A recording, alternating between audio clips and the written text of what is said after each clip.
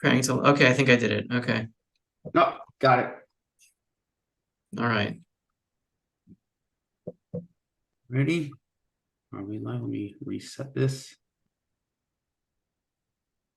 Okay, so we're good now.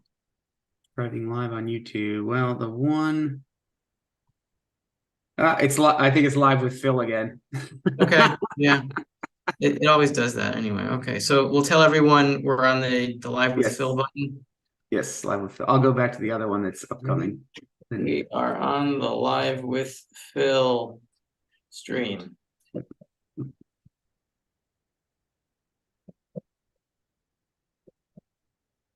Need a new stream. Couldn't. Sorry, guys. I'm in the middle of a war here. All right. All right. Well, I gotta resend out my link real quick too. So live with Phil. You can rename it later, I think, right? Sure. Okay, people are here. Okay. Do people see me? My video? Is my video working? Oops, let me move mute on mine. 1 second. Boom.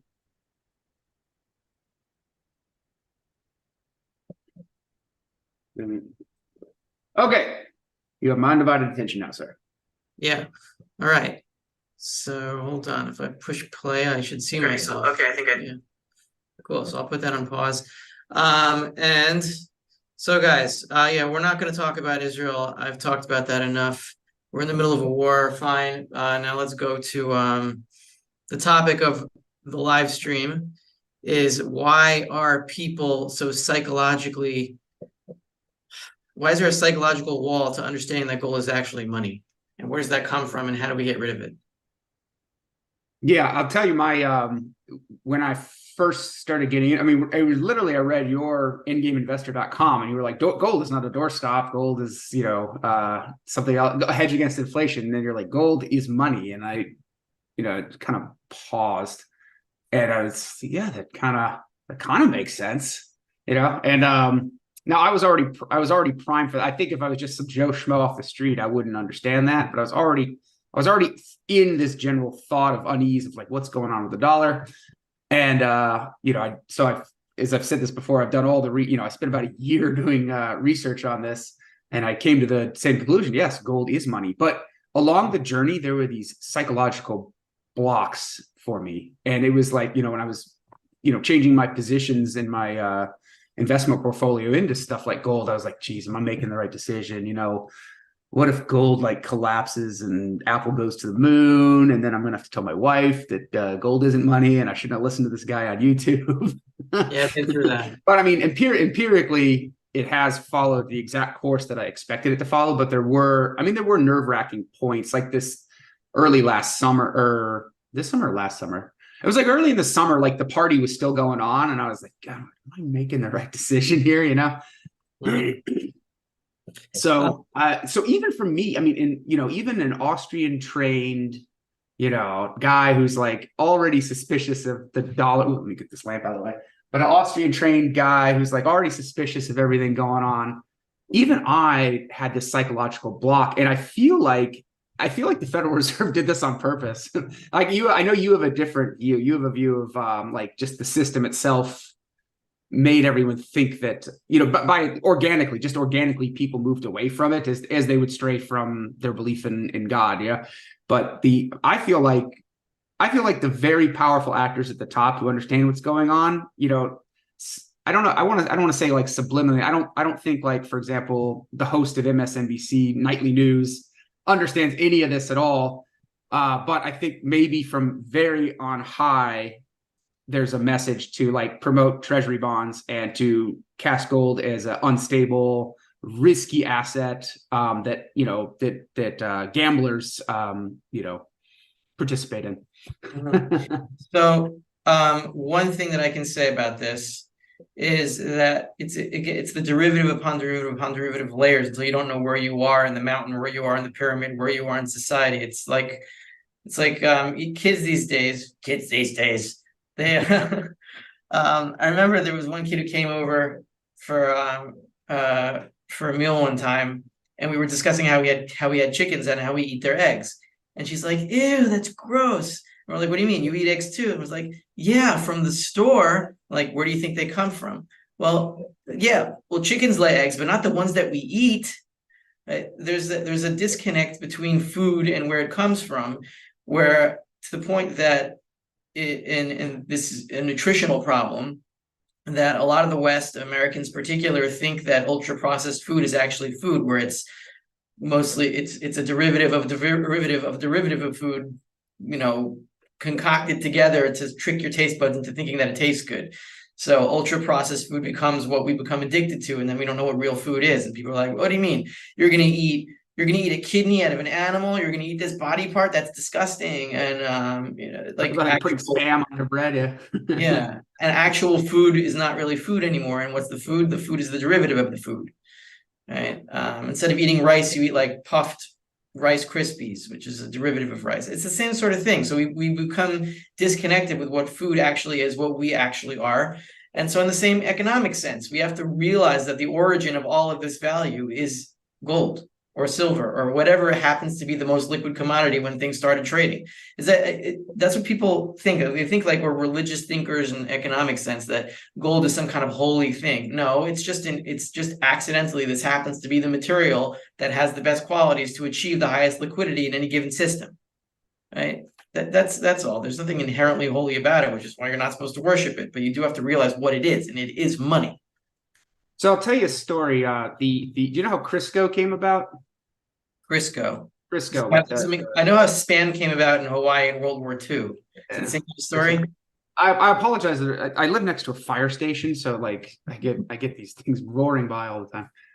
So Crisco, I think they were developing rubber in like World War II, or some sort of rubber petroleum derivative. Something totally unfood related. And these scientists in this back room came up, Crisco like stumbled out of their experimentation. And it's this like, hydrogenated soybean oil. I don't know what it is. But before Crisco, everyone was using lard. So Crisco needed a way I can't remember the company behind Crisco, but they needed a way to get people to not use lard and instead use their hydrogenated soybean oil or whatever it is. And they paid for this vast smear campaign. So because there is no, a pig farmer is a pig farmer. There's no like giant, I guess there probably is now, but at least at the time there wasn't this giant like pig farming conglomerate where they could fight back. It was just, the local butcher, got pigs from the local farmer and rendered their fat.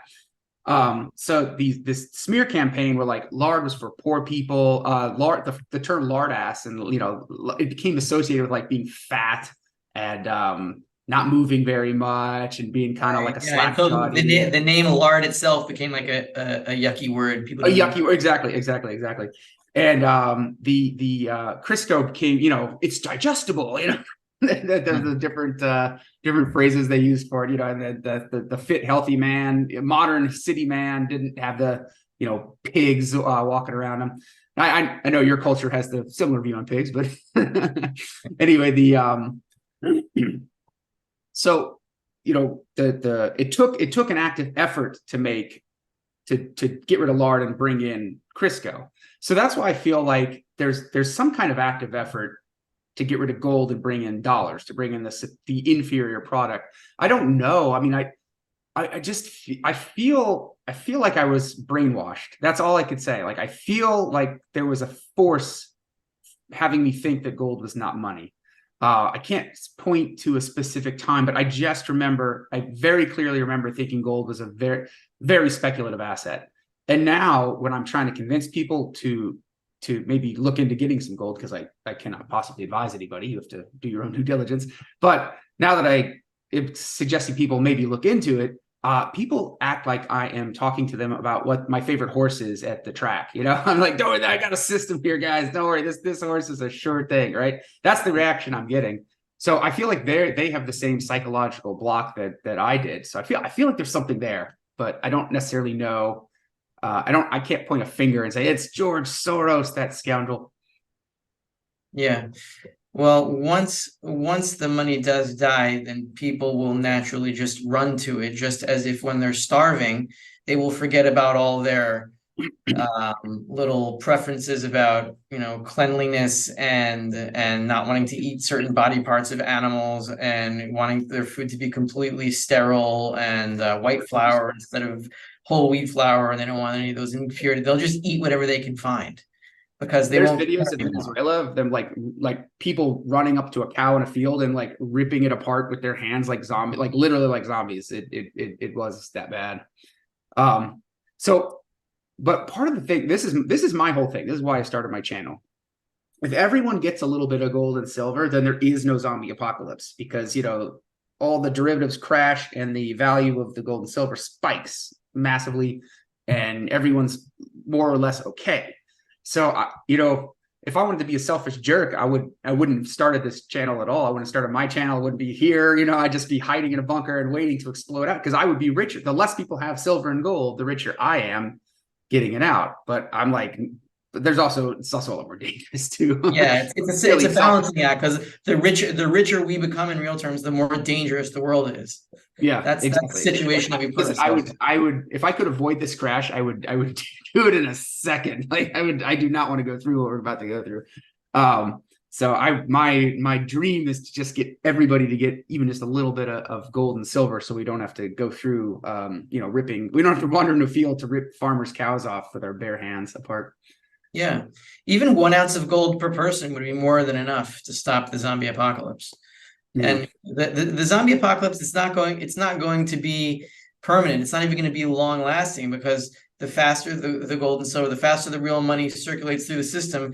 That's when the tourniquet is taken off. Like we need blood in the circulatory system. The more parts that it gets to, the quicker the body will come back to life, and the higher that gold goes, that just means there's more and more of a demand. So there's an offsetting balance here that the riches that we accumulate and that we come to will not be permanent.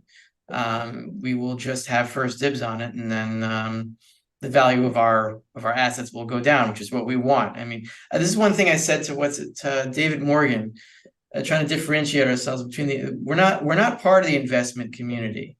The gold bugs and the silverbacks are not investors in the pure sense. We are the money community. We're telling you that the vehicle that you are investing with is broken, and you're going to go down with the ship if you don't get out of it. So we're here to save the investment community or take over the assets when they die, so we can hand it back to them when they come back to life. We're not going to be part of the investment community. It doesn't really interest me which stocks are going up and which stocks are going down. It's not why I'm here. So Sam Dooley had a great question in chat. He said, is there enough gold for everyone to have a little? And I would say yes. It's divisible. The gold is divisible down into the atom. So, I mean, 1 bar of gold is enough to give everybody at least an atom. The atom is the Satoshi of the gold world. Yeah, the atom is the Satoshi of the gold. So, define a little, and the less gold there is in the system, the more value each little bit of gold has. So, yeah, you can always get a little bit of gold. Now, what you're talking about, is there enough for everyone to have a coin of some kind? I don't know. Are there 6 billion ounces of gold? I don't even know. I mean, yeah, on that. I think Fort Knox, that's for silver and copper. 250 million ounces. So that's close enough to the population of the U.S., and that doesn't include the private gold hoards in the U.S. So yeah, I'm pretty sure there's at least enough gold for everyone to have 1 ounce. And that's all. The amount doesn't matter. I mean, it all gets accounted for versus the goods and services in that country. So the amount is irrelevant, really. And that's another thing that people don't really understand, that it doesn't matter what the amount is. That's why gold is such a good money, because the amount is irrelevant. Right? And there's also, I mean, even if they FDR gold and like, we're going to take everyone's gold and put it into Fort Knox, there's still silver and copper. I mean, there will always be some kind of money, so that don't worry about there not being money. That's not the question. The question is, how to get everyone to have a little bit. Mm-hmm. Okay, I'm trying to look at the questions here, see if there's any good ones that we can answer. Let's see. Any questions? Anybody want to put a question mark? Any anime fans? Not particularly. I've seen a couple, but they're not my style. I think the biggest challenge to get people to stack is that we come across, and there's stories, as the Holocaust was happening. This is related. You'll see it has nothing to do with the war. Don't worry, I'm not talking about Israel. So as the Holocaust was happening, you had these escapees from concentration camps that would run across the border to, let's say, Transylvania or somewhere in Eastern Europe where the Nazis hadn't arrived yet, right? Transylvania and those northeastern European countries, the Nazis only got there at around 1944, and then you'd have these Jews coming out of these camps and saying, "Look, like, a few hundred miles west of here, there's these death camps, and they're burning us, and you got to get out of here before the Nazis come, because once they get here, you're all going to die." Right. And he has this crazed look in his eye, and his clothes smell, and he's stinky, and nobody wants to listen to him, because who would want to believe that? Okay. So it's not necessarily the problem that they didn't believe him, but he didn't present it in a way that they could handle. Yeah. Right? Yeah. If you sound like a homeless man yelling at a bus stop, you don't get very far. And I tried that, when I first had my panic attack over this whole thing, when your revelations, came through to me, I was really running around like, you guys understand, this is gonna be really, really bad, Yeah. So, you have to calm down, and try and explain it rationally, like we're doing now. And if people aren't going to listen, they're not going to listen. I don't know what to tell you. Can't force people. Somebody had a question. Oh wait, there's a good question here: pay off mortgage or buy gold. We'll get that, but I'll keep that question in my head. But then in terms of okay, so we need a way to explain to people to buy real money without freaking them out. So you really have to know your audience, and if really buying 1 ounce of gold, or even, like, say 50 ounces of silver, is enough to avert an apocalypse, and then that should be the goal. And really, you could handing out silver coins is one way to do it, which is what I do. And they're like, "What's this?" And they're immediately happy when I explain to them it's real money. Right? There's some kind of no matter how disconnected we are from the source, we can still appreciate when someone gives us a nice cut of meat or something. Do you buy things with the silver, or do you just give it out? I hand it out, not all the time. Like, I'm not rich, but so I've tried to buy things with silver, and corporate. It's really hard when there's a corporate structure ahead of it, because if you go to like Five Guys Burgers or something, they're like, well, my manager's going to make, I have to make this accounting balance, But if it's a local guy, he's like, yeah, sure, I'll take it. That's the experience I've had so far, is that as long as it's an independent worker, it's no problem at all. They love it. But for corporate, they gotta, because they have to, the till has to match, right? There's this many burgers and there's this many dollars that needs to match the amount of burgers sold. Yeah. Well, no one's going to care about that during hyperinflation, because absolutely. Yeah. This is what I tell people too. People are worried about the 30, America has like a 30% gold tax or something. I was like, don't. When the price signal breaks down, you can, like, it will not be worth bending over to pick up a $100 bill, $1,000 bill. It won't be worth bending over to pick it up. So a 30% tax on gold, like, who can turn it into cash, wait a week, and then pay off that tax with whatever, the bills you walk down the street and pick up. Taxes completely break down. There is no tax during these events, and the government gets its revenue solely through printing of the bills until that breaks down too, and then everything collapses and you restart the system. So someone asks, how much gold and silver for a great reset need to be comfortable? It's, at least for me, I think it's sort of shooting by hip. It's how much dollars you can convert into it now, and how much you feel comfortable. You have to maintain a balance of pre-reset to during the reset. So if you zero out your accounts now and we go into a brief deflationary spike, you might get blown out of your position. But there is no like, you need 100 ounces of this and 10 ounces of that, right? Right. Well, a new factor has come into my calculations, which I'm only experiencing now, which it's not surprising to me intellectually, but one of the reasons I'm here, 3 hours away from my house, is I'm dividing up my silver among friends, because there is a reasonable fear. I don't think it's going to happen, but there's a reasonable scenario where I'm going to have to evacuate and leave everything behind very quickly. So I have to be ready for that, and I don't want to be carrying like thousands of ounces or whatever. Your car like weighed down. Yeah, no, like, and I have to worry about that. I don't want to worry about that. I wanted to, I want to wind up now. I'll say, look, I drew up some contracts. My friends can use this in an emergency, but they owe it to me back, either physically or the fiat worth of it on that day that I come collect. Just so I have something in writing. But I'm actually doing this. I'm dividing my silver up, and among friends that are away from me, because that's another thing you have to worry about. Okay. And if you have it in a vault, you got to worry, is the company that owns it, are they solvent? And if they're not solvent, are they going to liquidate assets without telling you, like a bank, like FTX or whatever, they can steal your stuff? They could. It's possible. Anything is possible. So this is my next episode. I'm going to cover this exact thing. And the non-advice I would give, and you should always talk to your financial advisor because I'm not one, is to the risk. This is going back to my college days. We did a whole section on risk in the markets, and diversification doesn't necessarily get rid of the risk, but it breaks it down into digestible chunks. So if you think of it like if you have a dozen eggs and you want to get them from your car into your house without dropping them, if you carry, and let's say there's a 50% chance of dropping the eggs, right? You're going to trip and drop it. So if you carry 12 eggs individually, you have you're going to drop half of them, or you're likely to drop half of them, but you're going to get half into your house. But if you carry a dozen eggs, you got a 50% chance of having all of them, or 50% chance of having nothing. So if you keep a little bit around you, vault a little bit, give a little bit to your friends for safekeeping, bury a little bit in the woods, as long as you can remember where you put everything, and that, even if one of your friends betrays you and the other 5 friends are solid, you still are okay.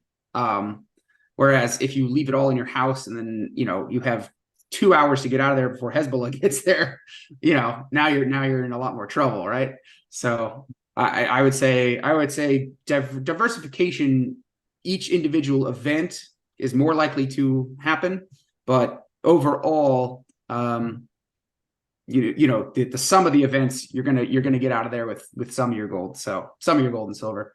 So there's always the concept of wastage, and I know everyone's like, I worked damn hard for this, and I started the whole time. I don't want to give up a single bit. Wastage, depending on where you are, wastage might be a part of your equation.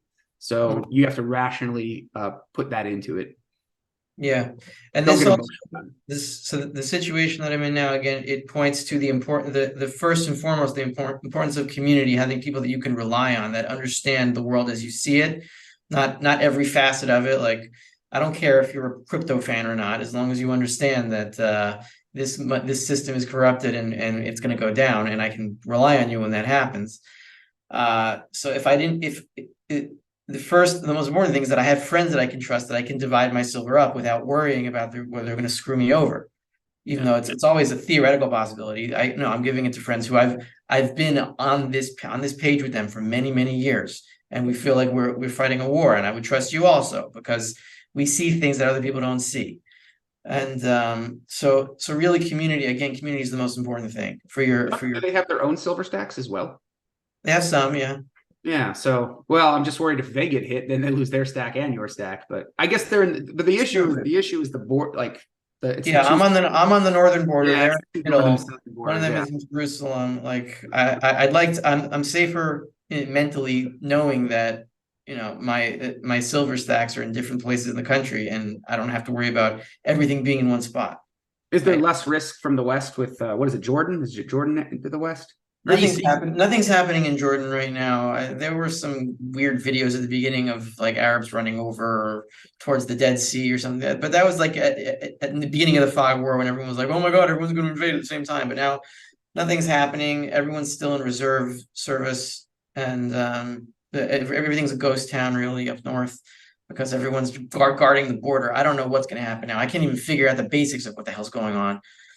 It's that weird. It's like I don't think any of the ruling states, like the ruling apparatuses near you'd want war at all. I mean, the people are kind of pissed off, but I don't think Sisi wants war. at all. Now, He if wants we to lose the Sinai again, I guess. I don't know. think that's happening. Yeah. I'm getting people Sorry, telling. we're getting dragged into the war. Yeah. Sorry. So here's a question. Somebody asked, what is a good investment post reset? I don't necessarily have an answer for that. It's going to depend on where you are, and it's probably going to be like the local brewer. I don't think there's going to be like Tesla stocks after this. The local brewer is going to need some a mechanic to get his trucks up and running again. So you're going to invest in the local mechanic shop and the local brewer, and you're both going to go find a farmer nearby who's going to start brewing. You're bringing the wheat so you can brew. Might get down to that. Mhm. Hopefully not. I'm hopefully not that bad, but oh, you know, I went to the Renaissance Festival yesterday with my son, and the prices were like 20% higher from last year. Like the hammer, you know, you do the sledgehammer and the thing goes up and does the bell and it dings. It used to be three strikes for $1. Now it's 5 for $3. And that was like proliferated throughout. And everybody was still like, the crowds were enormous. So I'm just like, everyone's just putting this on the credit card. Like, people are just like, they don't care. They're just, you know.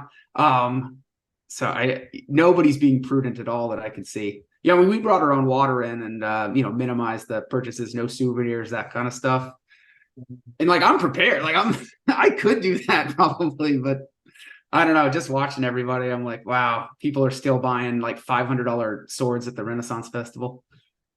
Wow. Are they well-to-do people? These are people just adding up debt? I don't know. I mean, I shouldn't judge, because maybe they are. Maybe everybody in there was a stacker and everyone's just, like me. But I don't know. I'm if I had to guess based on like the status of most Americans, they're probably massively in debt, can't afford. And the millennials, they're all, none of them can afford the house because the housing raises are so high. The housing rates are so high. So, they're living with avocado toast and living at their parents, eating avocado toast and spending their money at Renaissance festivals buying swords. Yeah, I remember Renaissance festivals. I was at a few of those in the States. I remember those. Yeah, they're really, I mean, it's Lots really, and lots of cleavage, I remember. yeah.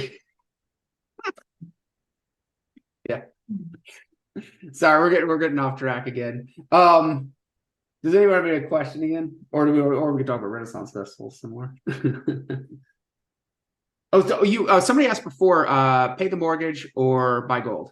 Oh, pay the mortgage? Well, okay, so if you have a flat rate mortgage, that's the same amount of dollars or whatever unit of currency you have every month. Don't pay it off. There's no point, because your payment is going to go down and down and down every month. And I'm seeing that right now. Like the shekel's going down and down and down versus the dollar. I have a dollar income, and I've gotten like a pay raise of 25% in the past 3 weeks, and my mortgage payment keeps going down and down. But that's what's going to happen. Now, is there some way to adjust? I've heard Lynette Zhang warned about this on her show. I don't necessarily know if it's going to happen or not, but she was talking about them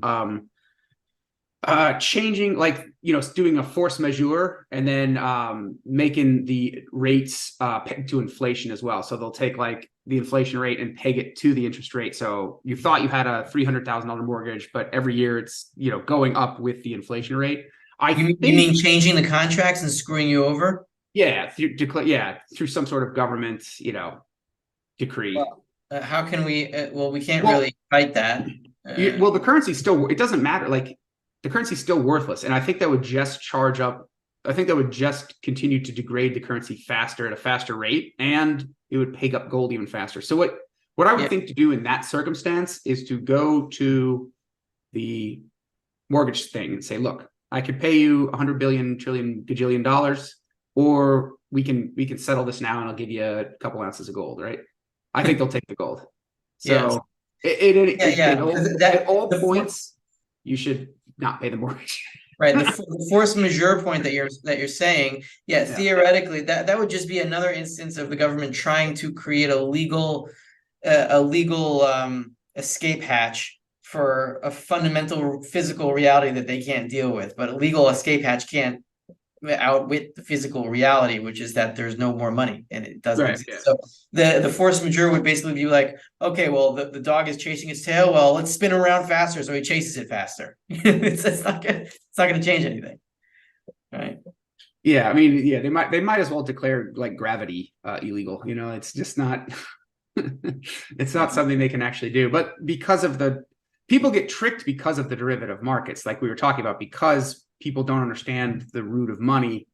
You know, people could be tricked into sticking into the fiat much longer than they normally would.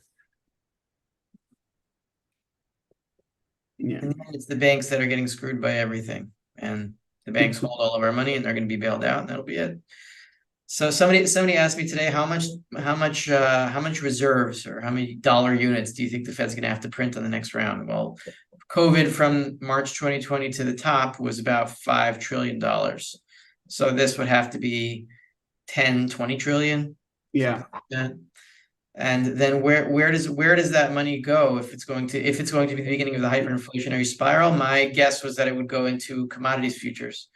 Like banks would just take all these reserves and buy commodity futures with it on the futures derivative markets. But there'd be a chase into real assets on the wholesale level, and then on the retail level, the people would follow suit. Do you think there'll be time once the print starts? Do you think there'll be time for people to rush in, or is it going to be like you're going to wake up? Are we going to wake up to $50,000 gold and $10,000 silver, or not $5,000 silver?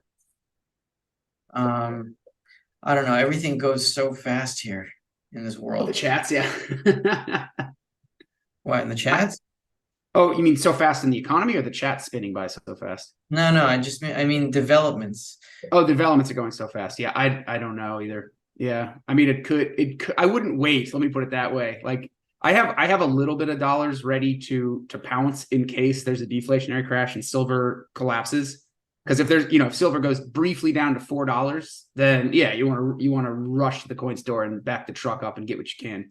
But if that does not happen, like I'm fine. I'm set.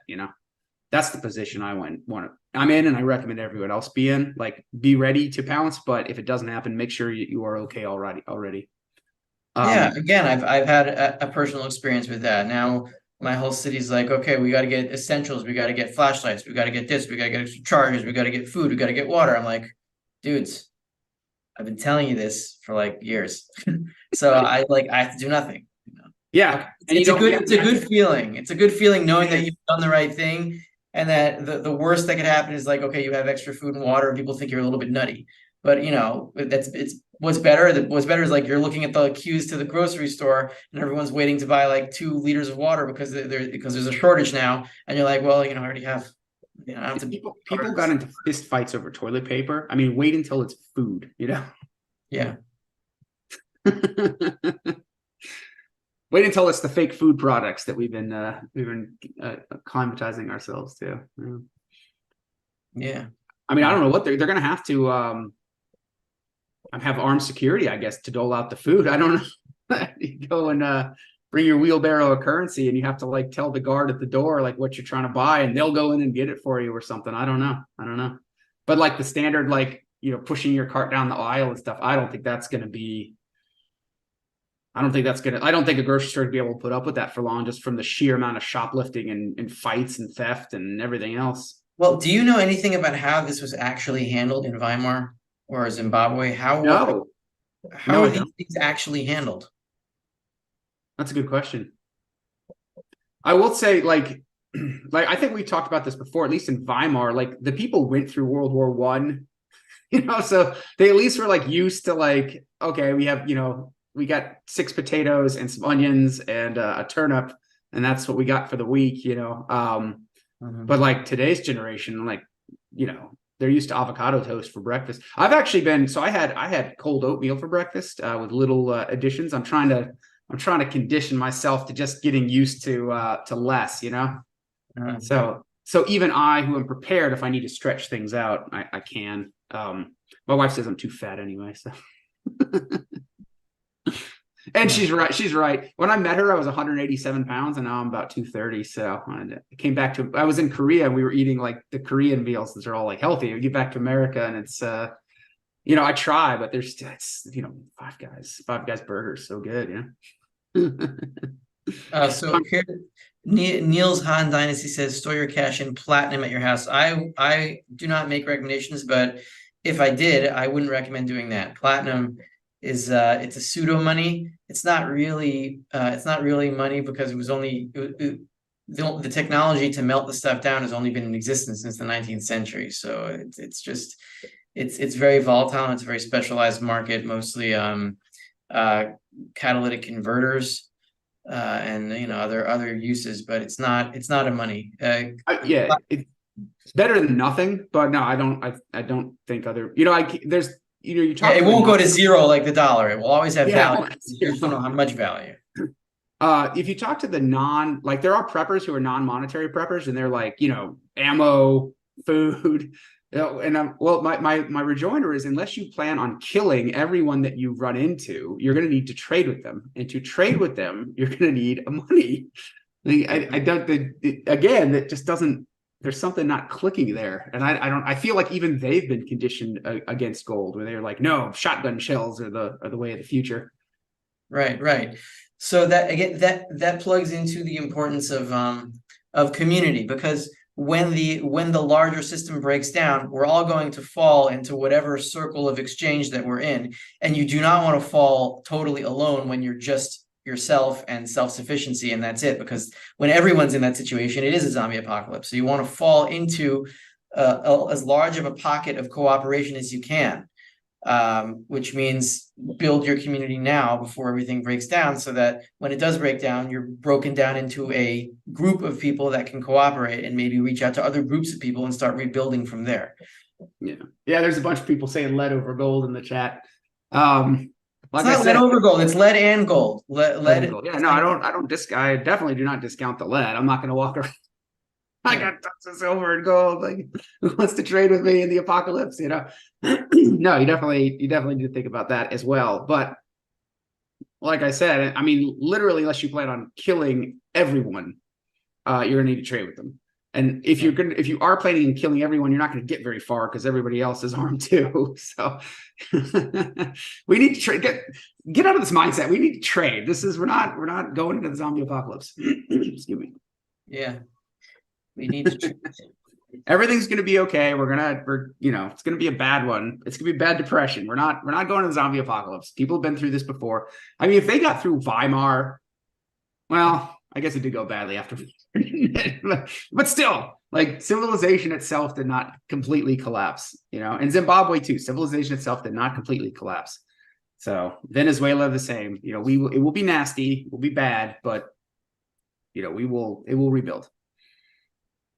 Any more questions here? Did you wanted to bring up something about you had figured out how a revaluation of gold would proceed from the revaluation to the streets? You figured out another step in that. Oh yeah. The mechanics of it. So last week or 2 weeks ago, you asked me, because people are not psychologically saying, if gold gets revalued, that they say, oh, I could have gold in the future, gold now, right? You just instinctively seeing gold spike up and people start FOMOing, right? But what's the mechanic for that? And the mechanic for that, I believe, would be the bond market. So if you think of, the dollar is derivative of gold and the bonds are derivative of the dollar, then if the dollar gets devalued 47 times, then people holding the bonds are going to say, well, what the hell are these then? Are these being devalued so that we want more interest if we're going to, buy these things?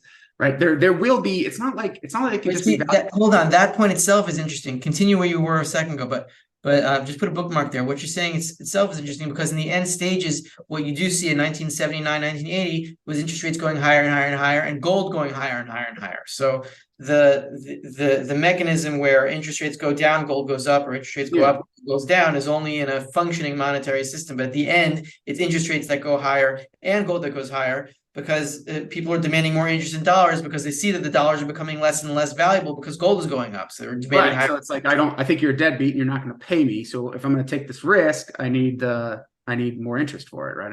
It's a higher risk. Where was I? Actually, I lost the point. So you were talking. Sorry, you're talking about the mechanics of how it would happen, where a gold revaluation would lead through the bond market, people demanding higher interest, and therefore it proceeds down into the into the retail market now. Right, yeah, it would just proceed in as every, all the current bondholders get washed out. Eventually everyone's got to mark to market. And the same thing that's kind of happening now just happens at an accelerated rate, a much more accelerated rate if they were to actually revalue. I mean, that would be like a light switch going up. It's not possible to revalue, for them to revalue on their balance sheet and like nothing happened. That's not functionally possible. In fact, I think if you look at the balance sheet is it's gold, mortgage-backed securities, and treasuries, right?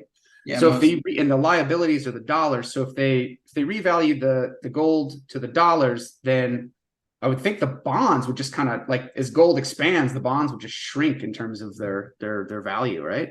So it almost just kind of balance out that way. Yeah, that's the way that Daniel Oliver puts it. Okay. Oh, there you go. I just Daniel Olivered myself.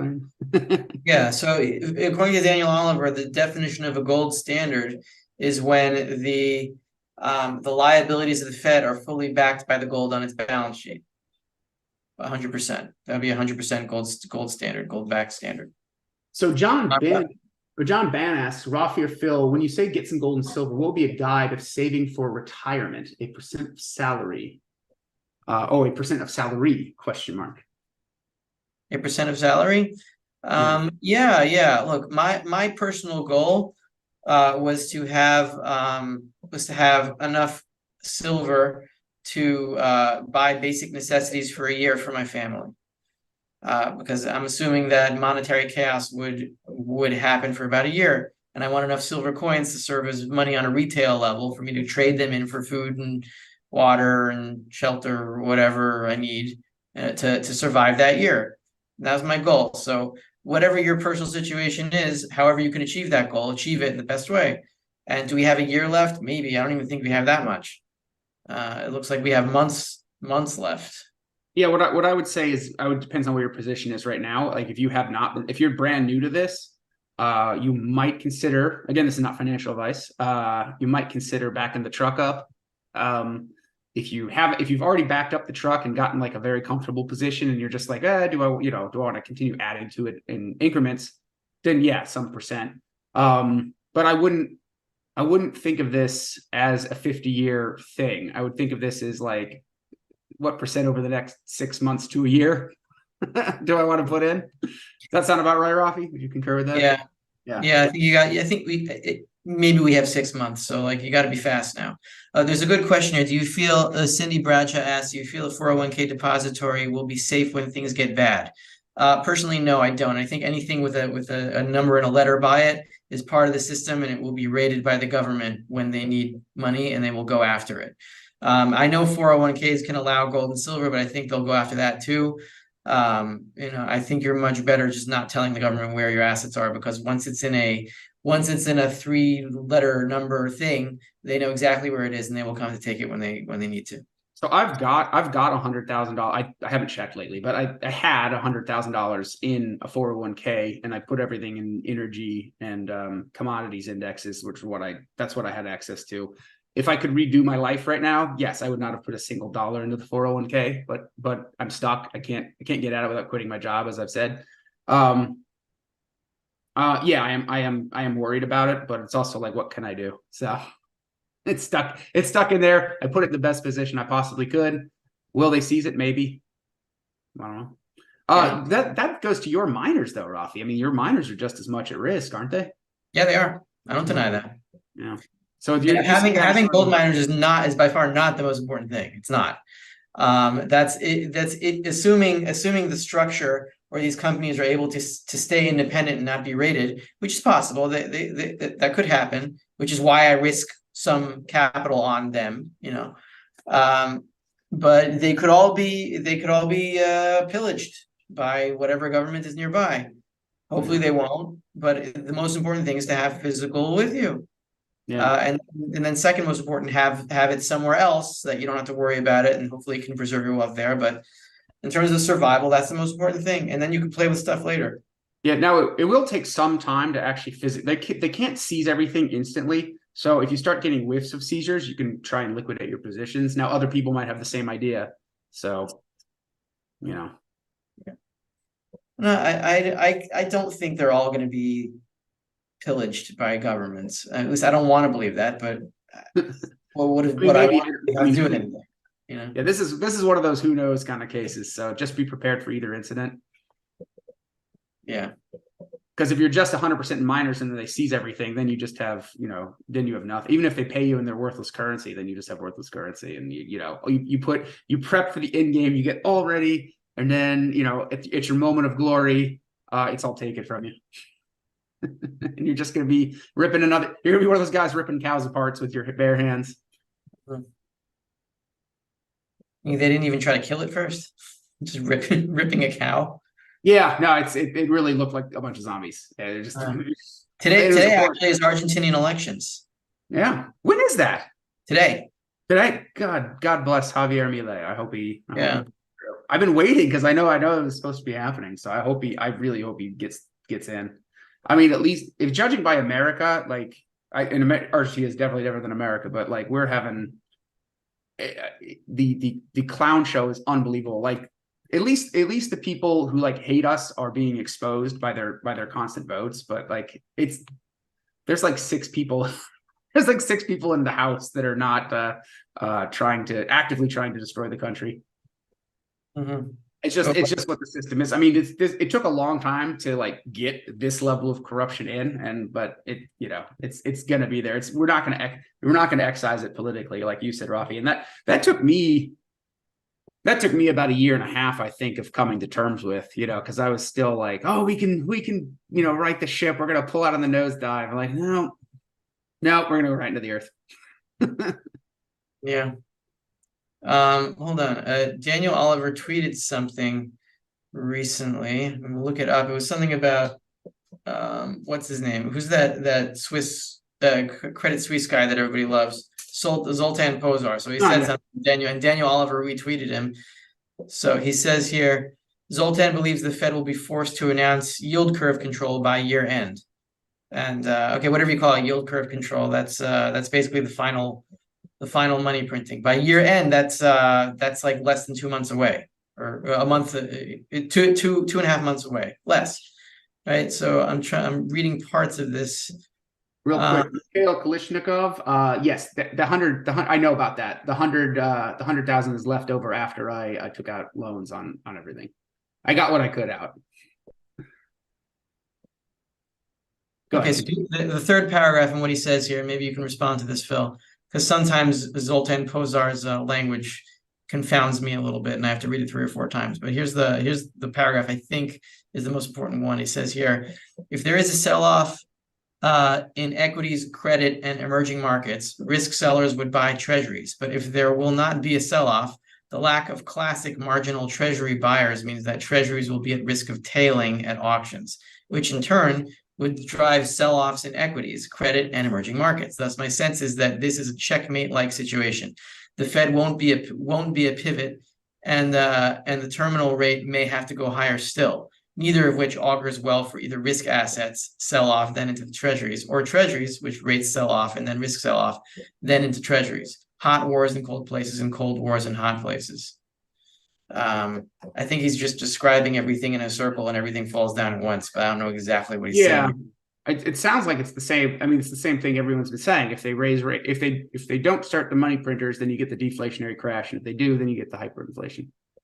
I didn't hear anything particularly different, but I'd have to read it again myself, maybe to confirm it. This might actually be an old note that yield curve control is just inflation. That's all that it is. It's it's another. They always have all these. Okay, so this is Daniel Oliver reposting a tweet from back in January. So yeah, it's old. It was before Credit Suisse blew up. But interesting that Oliver is retweeting this now, because he's saying that maybe he thinks it's going to happen by year end, which is 2.5 months from now. It wouldn't surprise. I mean, I could see the wheels coming off the bus. I mean, it's really scary. It's really scary. You can see it everywhere. The one thing that I'm anticipating, and I could be tunnel focused on this, and it could be wrong, but once the reverse repos run out, and then there's a treasury auction the next day, what's going to prevent 10-year rates from going, let's say, like 5.5% to like 12.5% in a day? There would be, it would be like the repocalypse, but in the reverse sense, it would be reverse repocalypse.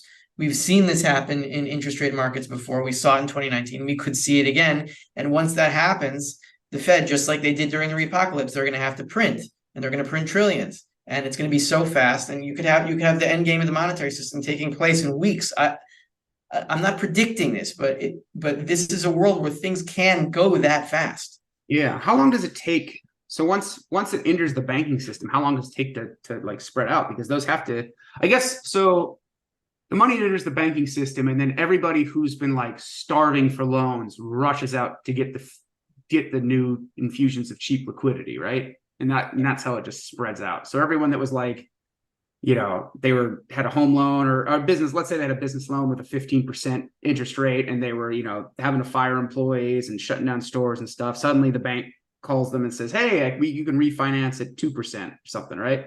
So then they rush out, and that's how the money, the liquidity enters the system. So yeah, that could spread very quickly. Yeah, I see what you're saying. Rafi has become the Dark Lord. Is that because of the lighting, or because like I identify with Voldemort now, or I've split my soul into 7 Horcruxes, and just like I'm splitting my silver, I'm splitting my soul. There's a lot of things you could take that observation, a lot of directions. What do you think of Zumbil Gubnui, Zubinel Ganubi? I'm not even gonna try. What about the 80 trillion FX swaps debt blind spot? I mean, the way I see it is that there's I don't understand that very shadowy, what is that called? The derivatives market. It's very shadowy and opaque. FX is the biggest derivatives market. Yeah.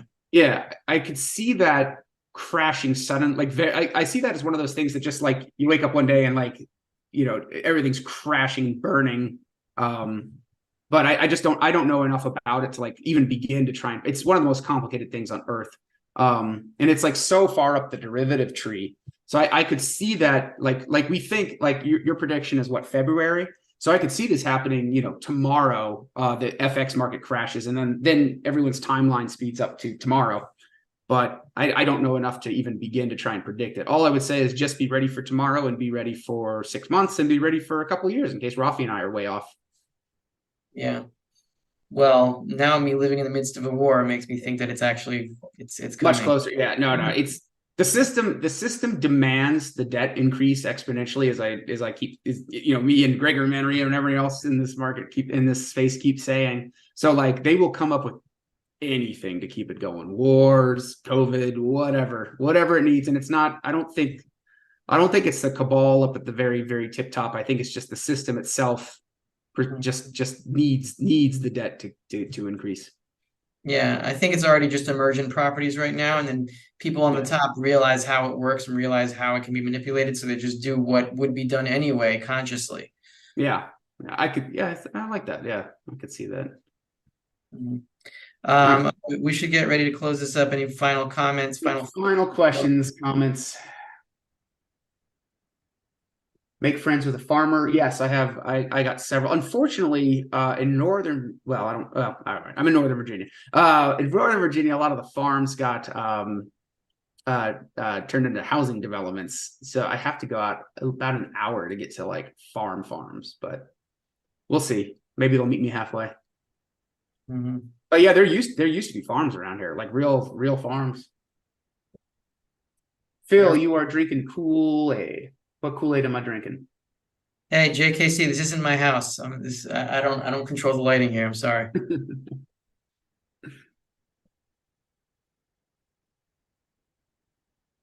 Yeah, all right. I think we're good on questions. We can. All right, cool. Any final notes in case the world in case we don't have a live stream next weekend? Yeah.